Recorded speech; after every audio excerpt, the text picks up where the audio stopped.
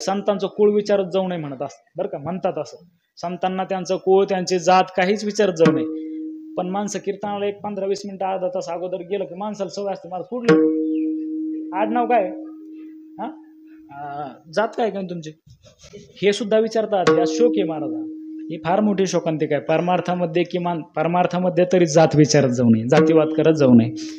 सगळ्या संत मांदियांनी सगळ्या जाती एकत्रित करून परमार्थाला लावल्या आणि आज त्याच जाती परमार्थामध्येच नेमकी बाजूला बाजूला झाल्यात. परमार्थ हा सगळ्यांना एकत्रित करण्याकरता असावा, नव्हे की असा नसावा. आता मी एका माणसाला पाठीमागे विचारलं, का बाबा एवढा मोठा सप्ताह गावात झाला तुम्ही दिसलेच नाही. तो माळ्याचा होता म्हणे, आमचा नव्हता.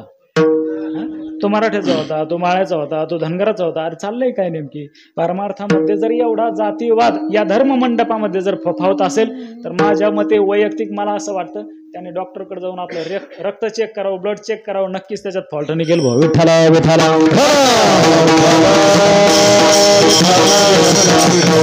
याता याती धर्म नाही विष्णुदासा, निर्णय हा ऐसा वेदशास्त्री आहे की नाही.